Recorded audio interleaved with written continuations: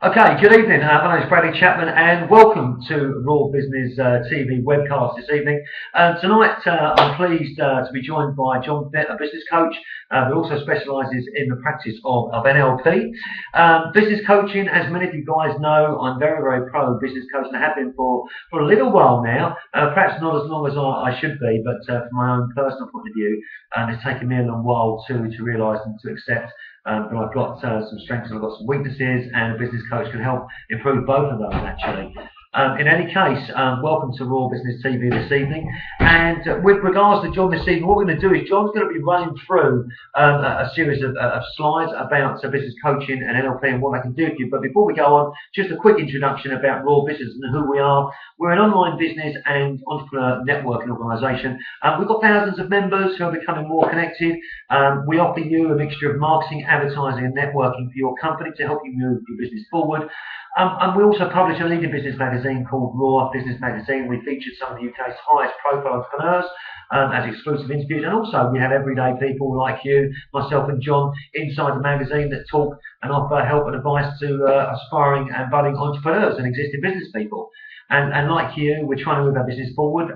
These are challenging times, and in challenging times, we have to think outside the box to deliver an exceptional proposition to our clients. It's not always easy, and running a business and being a managing director or a CEO can be a very, very lonely place. And myself, I've been through quite a challenging journey in the last 3 years, and I enjoyed sharing that journey with you as we try to move our business forward to success, the same as you, I guess. Membership to Raw Business is completely free, and you can visit Raw Business by going to www.rawbusiness.com. Please feel free to register and join our community. But welcome this evening. In front of you, you've got a video player box. You can increase the size of the video player box by putting your mouse over the player, and there's some dots on the player. You can increase the size of the viewing platform. Also, if you'd like to ask any questions, you can log in and put your name in the chat function, and you can ask John a question should that be the case. What we're going to do tonight is John's going to run through some aspects of coaching and NLP. Once we get to the end of John's webcast, we'll probably have some questions. I'm going to probably ask John some questions as well about my own situation. Hope that you'll be able to associate with that, and it'll be able to help you. So the title of tonight's webcast is The Benefits of Business Coaching with John Fitt. It's good evening myself to John, and thank you very much indeed for John coming to join us. John actually was with us on the first ever Raw Business TV broadcast here in Chelmsford, which, oh no, it was the second, I think. The second one we had Karen Whitelaw Smith broadcasting, and there was a few people in one of the offices here at Chelmsford, and John's been a member of Raw Business, and I think like anything else, I think when you get to know someone, when you meet somebody first of all, you can very easily make an assumption of who somebody is, and it sometimes takes a couple of meetings and a couple of chats to find out who somebody is, and you know more than that with NLP skills, John and I do. But yeah, I've come to really enjoy John's company and appreciate his opinion. So I know this evening you guys will enjoy this webcast. So keep an open mind, and above all, just remember that when you're in your business, and like me, and John's running his own business as well now, we get consumed by the business. I mean, I've been consumed by the business for the last 3 years, and I feel like sometimes I'm like this goldfish bowl. Goldfish is in this bowl just swimming around, and it takes a real lot of strength to be able to take yourself out of the goldfish bowls and perhaps look down on the business and take an emotion out of it. And this is where John can come in and help you guys and question some of the things that you're doing. So I know you're very much going to enjoy the webcast this evening with John. And what I'm going to do now is pass across to John. I'm going to get the first slide up for John to go into. John's going to take it from this point. I'm going to slide out of screen, and then I'm going to be coming back into screen once John's gone through some of his slides. So over to John Fitt, and welcome to Raw TV. Thank you, Bradley. Okay, so in terms of technical, there we go. Right, sorry, the screen just disappeared for me. So basically, thanks for that introduction. No problem. So I'm just going to go through the topics of what I'm going to sort of cover with you today. First of all, I want to sort of let you know in terms of life coaching for business and how it basically fits in. I mean, in reality, whether it's your business life, your personal life, or careers or whatever, you've only got one life. How does NLP fit into coaching? I've been trained with Ian McDermott, and he's basically brought the two schools of NLP and coaching together. So basically, this is kind of why I'm bringing them together in what I do. Where coaching can be used in terms of your business or even outside of business. And then, to the case of where next, I'm going to leave you with a couple of questions to ponder for this evening and the next few days. Leave you some contact details, and then I think we'll have some questions from Bradley. So, what is business life coaching? Well, number one, it's not mentoring. You're the expert in your business. You know your business more than anyone, and no one else is ever going to know it as well as you. No accountant, no lawyer, no IT specialist is going to know what you want more than you do. I'm not going to advise you and tell you what you should do for exactly the same reason. And besides, you're probably going to come up with something that's 10 times better than anything I can suggest. It's not counselling. If you've got deep issues that are holding you back, sometimes they're more qualified people with psychotherapy that can help you with such issues.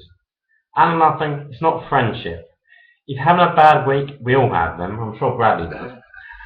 And well, sometimes it might be just cheaper to just go down the pub with a friend. Now, coaching sessions are good for taking you from where you are now and moving you forward. So, in terms of what is coaching, in terms of an overview? Well, first of all, it's your agenda. You choose how you spend your time. And at the start of the coaching relationship, and even each time, you are setting yourself smart, compelling, well-formed outcomes.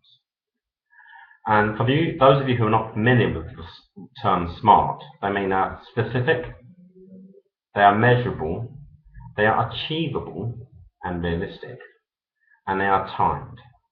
So when you're going to reach your goal. But also they have to be compelling. It can be very easy for us to set ourselves goals that we're supposed to have, that we're supposed to strive for, that, well, our friends or people we meet in networking sessions tell us we should be going for. But sometimes they're not really what we want to go for because they don't fit in with our values or our dream for our business or our lives. As a coach, it's my job to listen to you, to ask you questions, to provide you with any observations that I have made of you, which maybe you're missing. It's my job to help you to extract your own advice and expertise and to come up with your own solutions. Through coaching, you should help to increase your confidence, improve your success in what it is you do, and achieve greater fulfillment in getting your results. Now, in terms of fears and concerns, we all have them, and I've put an article in edition 15 of World Business Magazine about how basically there are lots of things that just do hold us back, that stop us from moving forward into the future.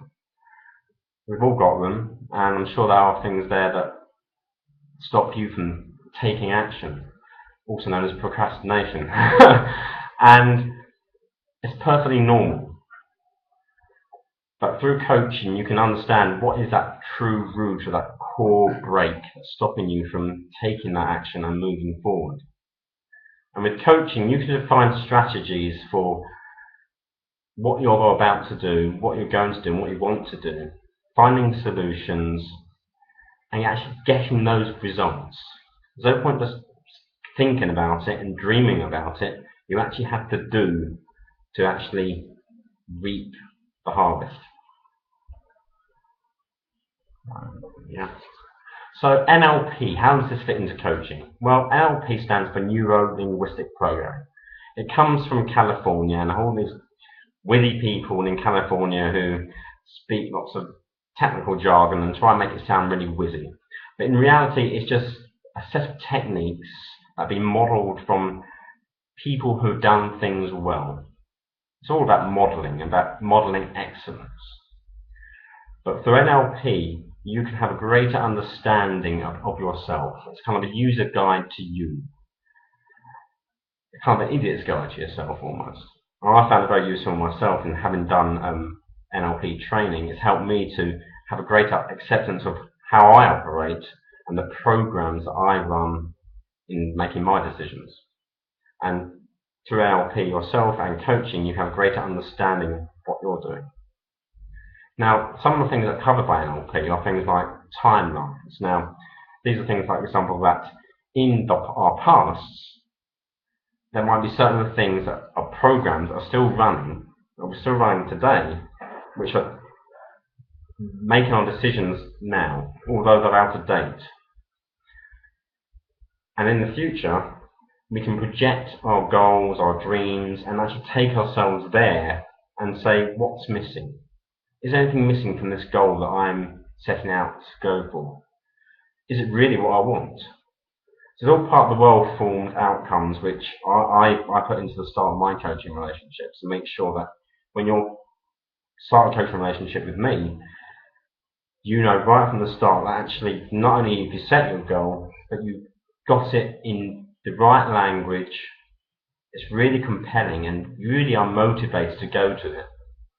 I've been in an exercise where people have actually set a goal, they've described it, but they've had what is called a demon in it. Where this person, for example, it wasn't a business, it was about losing weight. They dreamt about losing weight, and then they just heard the little voice in their head saying, but I'm only going to put it back on again. Well, in terms of setting the goal, you have to have a nice, clean, compelling goal that you can believe in, and using the language that basically fits in with you and is all good and positive. And I remember from a few weeks ago, I was talking about the second webcast I came to and watched was about positive and negative language. In terms of NLP, we have something called positive intentions. And that is, there's always a positive intention in everything.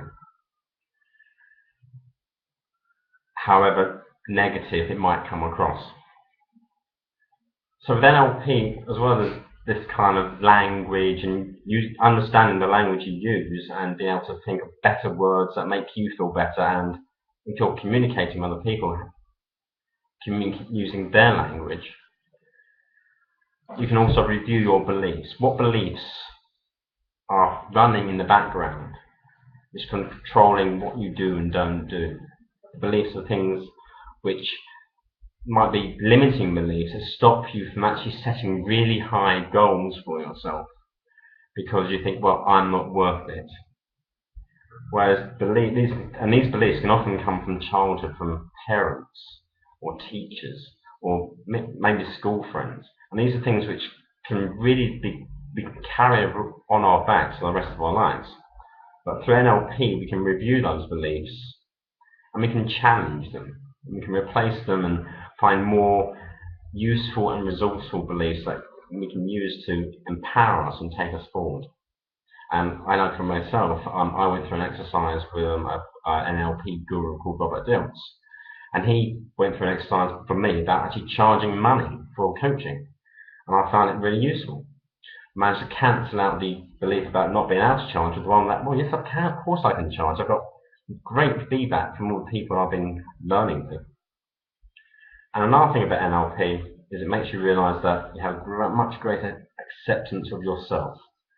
You're not perfect, you're outstanding though, and that you always do the best that you can in any situation and at that time.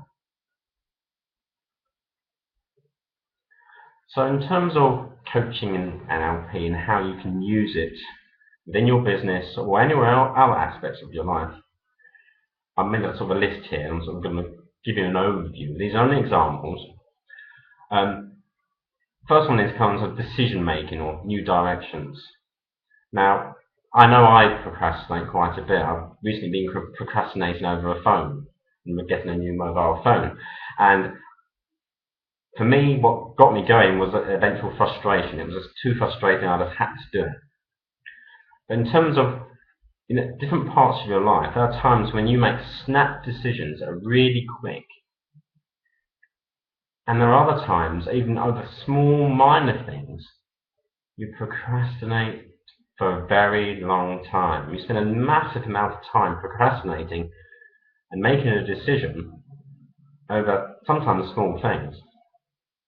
And sometimes the decisions and directions you want to go in might be because you're getting different messages from yourself. In terms of NLP, we talk about the head, the heart, and the gut. And even in the English language, we use that. What's your head telling you? What's your heart saying? What's your gut feeling? And in terms of sometimes we have a kind of, our head is disagreeing with our gut. And when this happens, although our head has made a decision, our gut is pushing on the brake. So in coaching, we can help to kind of understand what is that message that's coming from the gut in this example. But it could be any other part of you or any part of you that's giving you some kind of message which isn't being listened to. Then there's also planning and preparing for projects or anything you've got to do. Now sometimes these might be small things, but sometimes they might be real big goals that you're having to go towards. A big goal that might be 2 years into the future, or 6 months into the future. You've got your goal, but how are you going to get there? Now through timelines and, for example, you can step back from the end goal back to where you are now, the present, and identify what that first step is, which I'm sure you've experienced for yourself is often the most difficult and the most hardest to take. Once you've taken that first step, the rest is a little bit easier. Likewise, in terms of coaching, you might be expanding your business and having to sort of pass on responsibilities that you up to now have been doing and now wanting to pass on to members of your staff.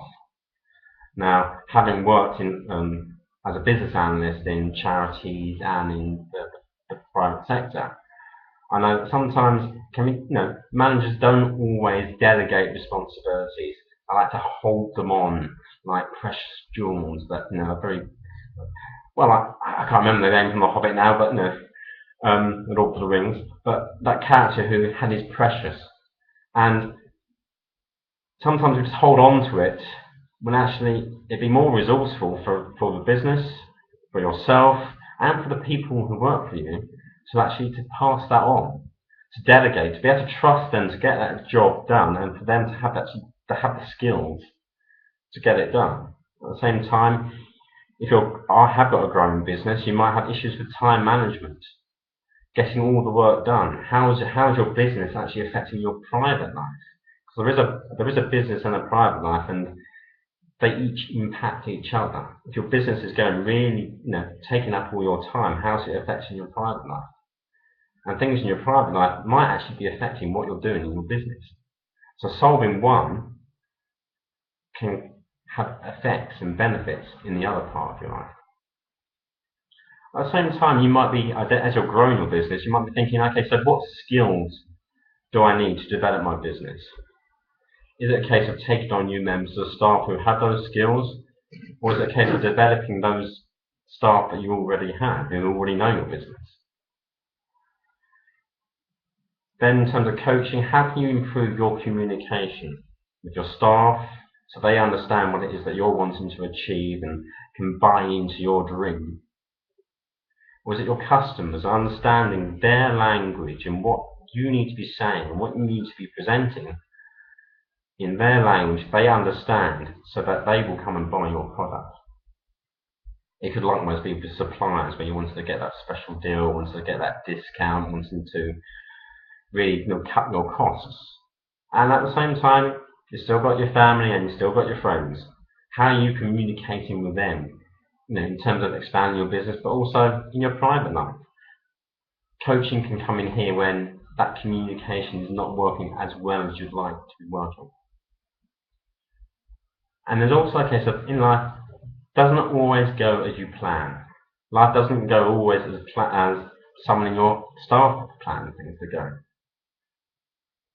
Sometimes there are problems every day, as I'm sure you're experiencing.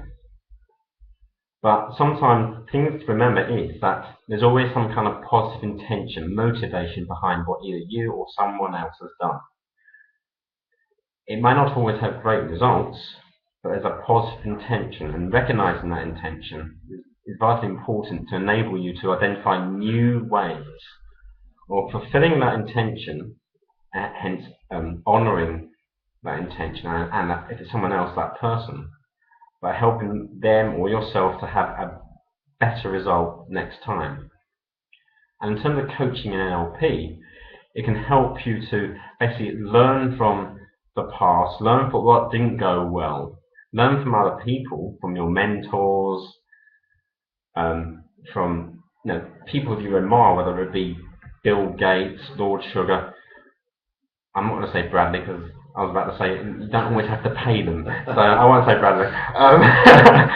But in terms of NLP, it can also help you to access what you recognise in those people, in their skills, their essence of knowledge, that you can, the message and support and advice you can get from them without actually having to talk to them, and using that as your own learning, your own inner voice to take you forward.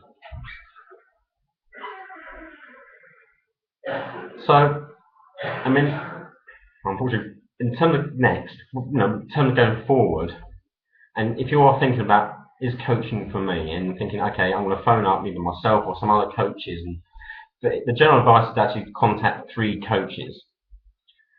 General advice is don't purchase any coaching without actually speaking to the coach or myself first. It's only in talking to a coach that you're going to understand whether or not that person is or isn't the coach for you, or whether or not coaching is or isn't for you the right resource for what it is you're wanting to do now. Now, I personally offer a no obligations, free consultation, where you can talk to me about your needs, where you think you might like to use coaching, and how you could use it to take you forward. Other people offer free coaching. However, coaching is an ongoing relationship, and it does take a few sessions to really build up a momentum for you to develop that sense of safe space, or that sense of that knowledge of confidentiality, and being able to share with me and to open up fully what you're going to need to say in order to make that progression forward. And rapport is vitally important. Have you got that rapport with the person that you're choosing to coach you? Is that rapport there? If there isn't, they may not be the coach for you. And so that's in terms of choosing a coach. So I've got a couple of questions I want to leave with you for the rest of this evening and for the next few days. So I want you to think about something specific you wish had gone better in the last week. What was the original intention and motivation behind what it was that you did? What specifically didn't go well? And what are you going to do differently next time? I'm now going to pass you back to Bradley. Hi, John. Fantastic. Let's just squeeze in the screen there. Do you know what? Thank you very much, John. Very, very interesting and topical webcast again about business coaching. I'm just going to give you John's contact details, and what I'm going to do is ask John, it's okay to go back to the examples. I wanted to ask John a couple of questions, but contact details for John are on the screen now. John Fitt Coaching at googlemail.com. Telephone number 01245 346 220. John's mobile is 07841. That's 436390. Website www.johnfitt.com. And you can reach John on Twitter. I've never heard this one before. Audio Boo. Audio Boo. What's Audio Boo? What's that? It's an audio version of YouTube. Oh, right, okay. So this is all sound files instead of video. Yeah. Right, okay. Look at that. Fantastic. It's very good when you want to get practice on YouTube beforehand. Okay. So It's an easy entry into YouTube. And again, Skype and YouTube, John's contact details are John Fitt Coach. That'll be Twitter, John Fitt Coach, audio booth, John Fitt Coach. The same name for all of those contact details, but please feel free to contact John. I think one of the things I've realised about coaches, in my experience so far, is they're very calm and they're very kind of matter of fact, and they do sort of invoke emotion in you to think about the things that you need to do, and it helps you. It gives you like a prod. And John's the same as another guy I've been working with personally. But so for me now to be talking to John is quite strange, because as I'm sitting here listening to John talking about the mixture of NLP and coaching, my stomach started going over again, which is the same feeling I had before I started working with a business coach. And I guess the reasons why my stomach's going over is because I mean, I'm not perfect, as many of you know. I've got a perfect dream of what might be in the future, but I'm not perfect. And there's loads of things in me that I need to change in order to move forward. Some of these things I've worked on, and some of the things I'm yet to work on. But there is the idea of this perfect world moving forward, and I believe that everything's going to be okay. So my stomach's kind of been going again, John. I've had a couple of fairly late nights this week. We're about to move office. I'm unshaven again, which is unlike me. But I want to go back and I want to ask John a couple of fairly sort of open and frank questions, if that's all right with you. And I'm just going to take us back to the slide where you've got the examples, because on here, in my mind, that was the most important part. I mean, everything was great about the webcast, but this was the most important part for me because, excuse me, I just had some peanuts. This was the most important part, because as John was running through these 6 bullet points, I started to think about the business. I started to think about me, the team, the staff, the company, the product, our customers. And it was at this point when you started saying this, John, that my stomach just went, oh my God, because I know that there is so much to do and there's so much that I've not done that I need to look at. So I was thinking, if I can ask you a question, because I've got 3 things out of here. I mean, we're probably not going to have time to cover them all, but I was going to ask a question on decision making and new directions, a question on planning and preparing for projects. And then the last one I thought was really pertinent for me is recognising the positive intention, which you spoke about. So I'm taking the first one, decision making and new directions. I mean, you know, being in business, this is one of the hardest things to do is to make decisions. And actually, I did a webcast the other day after I had a really tough night, and I came in and I thought, right, I'm going to do something on making tough business decisions. Excuse me. And of course, the decisions we make determine the directions that we take. So, I mean, look, in the last few weeks, I've been procrastinating. Without a doubt, I've been procrastinating because we've got an office at the moment which is 2,000 square feet. This office was taken on because our business model earlier in 2010 was that we're going to use a very big sales team to go out to acquire members, and then from that point develop the customer base so we monetize it. And it didn't work. It cost us quite a few quid, and I found myself in a very big building having to then make decisions to reduce staff, to then take a new direction, which is the direction we needed to go. But the thing is, I think for me personally, at this moment in time, making the decision to adjust the product from what I've learned, adjust the people I'm working with from what I've learned, this has now been one of the biggest decisions, or biggest collective number of decisions I've had to make about the new direction and where I've been. And I guess I procrastinated. You said you procrastinated about buying a phone. Now, I procrastinated because I'm about to change the business model, but my stomach's been really, really sick. I've been at this for 3 years now, and we've had some really great success points, but there's also been some really shitty, painful mistakes that we've made that, all right, it will, and people say that it'll make you a stronger person, but I've struggled in my stomach, in my head, in my heart, in the last week and a half to make these decisions, and it's almost as if it's come to a big bottleneck, and it's now sort of trying to pop out the top. So what advice would you give to somebody like me? I mean, you know our business and know where we are, and you've been in a few times, you've seen the sort of the chaos that can happen in here. How do I make it easier to make decisions and to go with the direction? Because I've been in turmoil. Right, Well, you mentioned a little bit about this before the podcast. So in terms of, for me, you basically mentioned your decision in your head, but you're talking about your guts. Yeah, it hurts. Now there's something that's hurting. Yeah. So something is hurting. Something it doesn't like about this decision. Yeah. Now it could just be that one's need isn't being met. So what does your stomach need to know? I think what I need to know, I think because I've been through so much adversity, and I think I've been through so many challenges, it's got to the point now where I start reading this laws of attraction and all that, and I so now want to believe that my life's going to change. I so want to believe that my work-life balance is going to be in order. I so want to believe that my me being consumed by my work, it's going to give me like an equilibrium, like a balance in the next stage. But I'm scared to make the decision just in case I don't get that equilibrium, that balance in my life. Now I know deep down that only I can make the change and only I can make the things happen. But I'm a little bit scared. I'm a little bit reticent to make that decision. I believe that it's going to be okay, but having been through so many challenges or perhaps making some bad decisions, it's affected me to the point where, oh my God, not again, can I have the strength to carry on to this next part of the journey? So my other thing is that you basically got a decision between two options. Yeah. Yeah? So you've got these two options, and what are the outcomes of both options?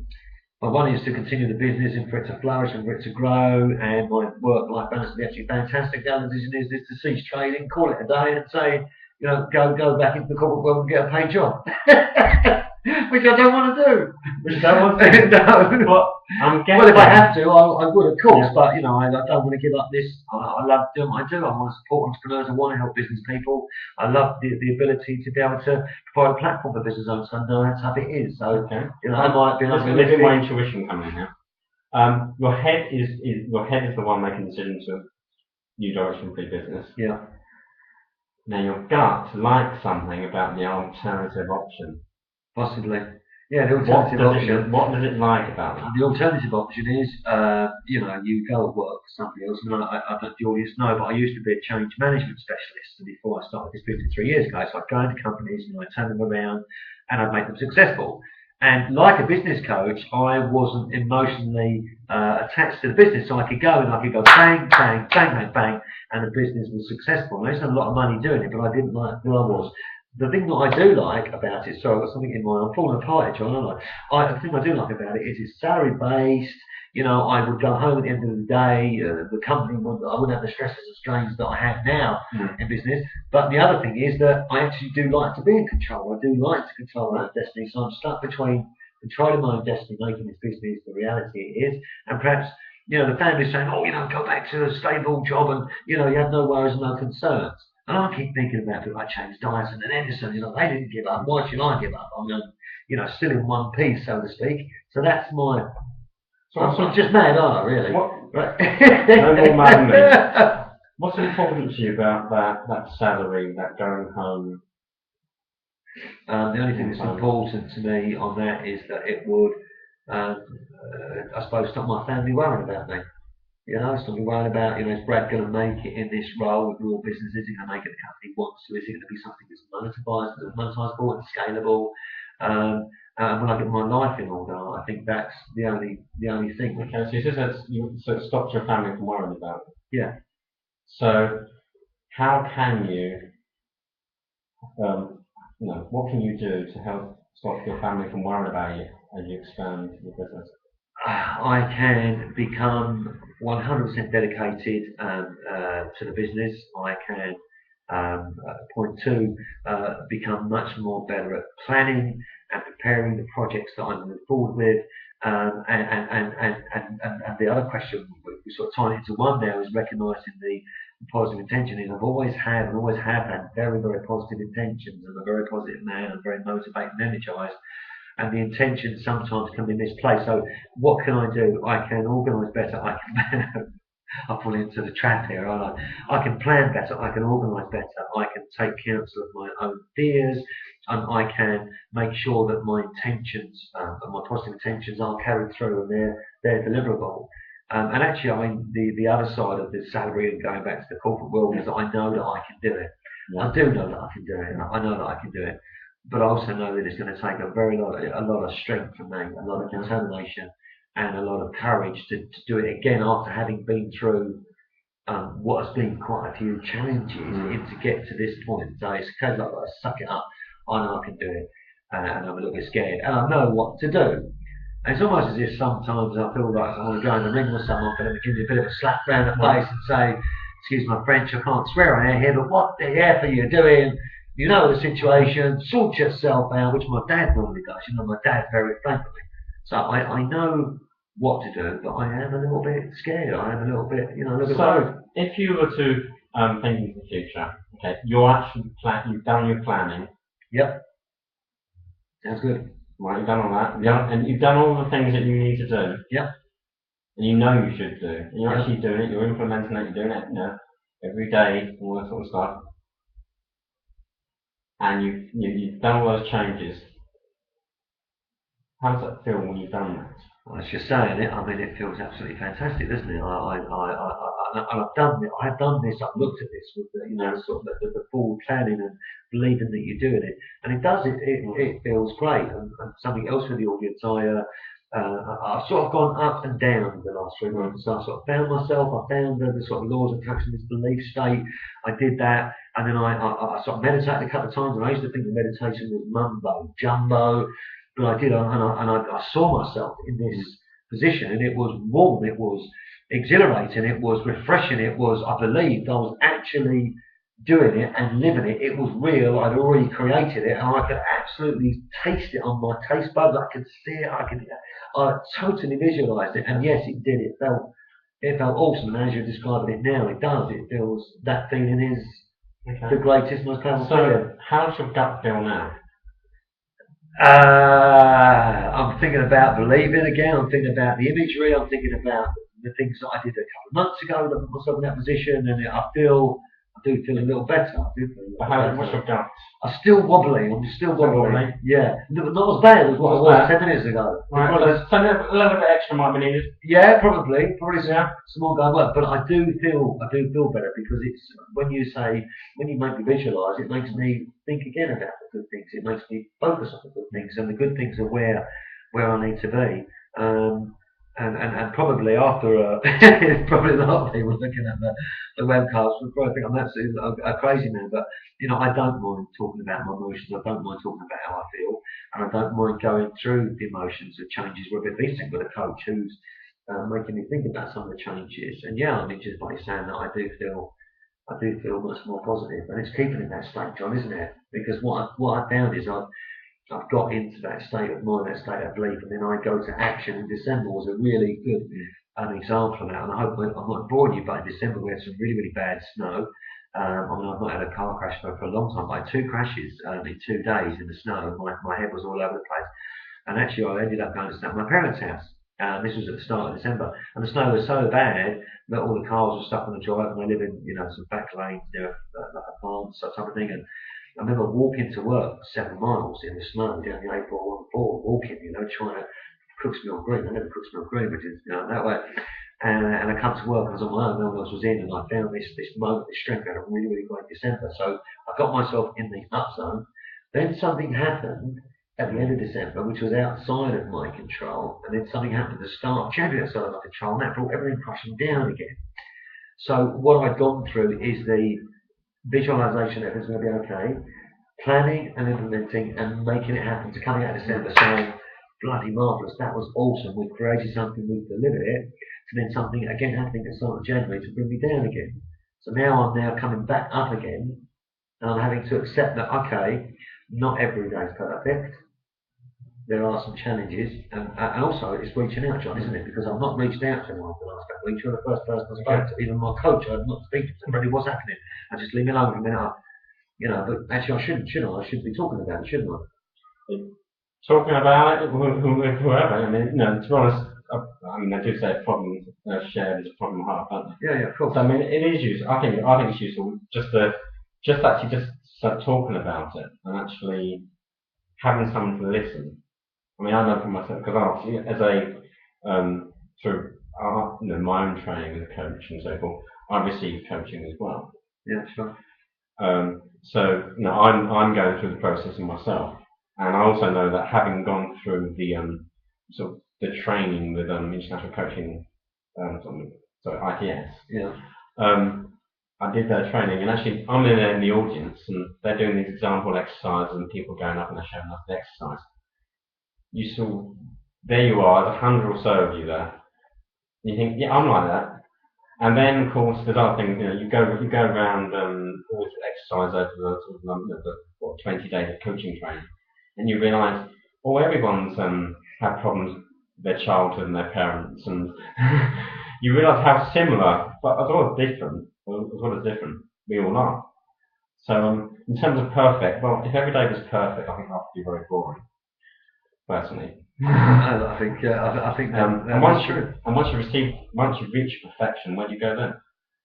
Yes, indeed. So perfection is an aim. Listen, thank you, John, for a really fantastic webcast, and thank you for listening to me ramble on, and having the patience to ask me some questions to make me feel a bit better about the day. And I do actually feel a little better now, which is really kind of great. So I've got another meeting after this webcast at 8 o'clock. I've got a guy coming down that we've got to take some photos of for a magazine, and we've probably got to go and get a nibble and do some interviews. So the night is young, as they say. So just going to flick back forward again to John's contact details, just to remind you of John's contact details. They're on the screen there now. I think one of the most challenging things for me, and this may be something you can associate with John's just said this, we've all got challenges in our life. And I think it's in our business and in our life, whatever the case may be, and in your business specifically, it does help for you to reach out to somebody else and speak to them. And I had a couple of people call me in the last week and asked me for advice. And by giving them advice back and helping them, it actually made me feel a lot better myself, which is really, really cool. And it's been a couple of dark weeks in January for us, but maybe that's the New Year blues for us kicking off. And I do believe that everything's going to be okay, but it's dealing with those highs and lows. So if you want to speak to John Coach on a personal basis, or John Fitt on a coaching basis, then please, by all means, contact John. A really nice fella, down to earth guy. And has your best interests at heart. And I'm sure that even if you wanted to have a brief chat with John just to discuss an initial consultation, I'm sure John will be prepared to. Oh yeah, I do free. I always do I do a free consultation, not coaching, but free consultation. It's something I would want because I want to make sure that you as a client, I'm the right coach for you. And I think it's kind of, well, some people do free coaching, but I think consultation for you to get a great understanding and then go into coaching and really basically hit the ground running with what's called an intake session, then straight into coaching itself and basically taking each week as it comes. Fantastic. So John, just give us a summary of your final thoughts on NLP and coaching and how that benefits a potential client. I think it's, if I was to summarise it, it basically enables you to reach your goals, to remove barriers, any breaks, any fears, any concerns, and gets you where you need to be. So start off with your understanding of yourself, where you are now, to take the decisions, to identify the plan, to take the actions, and then, well, just get the results. Fantastic. So there you go. And thank you very much indeed, guys, for watching this evening. With regards to next time on Raw Business TV, we've got Michael Ogden on Wednesday, the 2nd of February at 3 o'clock. That will be tomorrow, in fact, tomorrow at 3 o'clock. And for those guys who have been watching the show, you can now watch this particular webcast or all the other webcasts that we've got in the rawbusiness.com Raw TV player. So all you do is go to Raw Business, go to Raw Business TV, and then go on to the archive section. And there's about 40 or 50 different webcasts there that you can look at, and we hope that it will help you move your business forward. And until next time on Raw TV, it's good evening for me, Bradley Chapman, and good evening from John Fitt. Right. Thanks so much indeed. Have a great evening, guys. Thank you.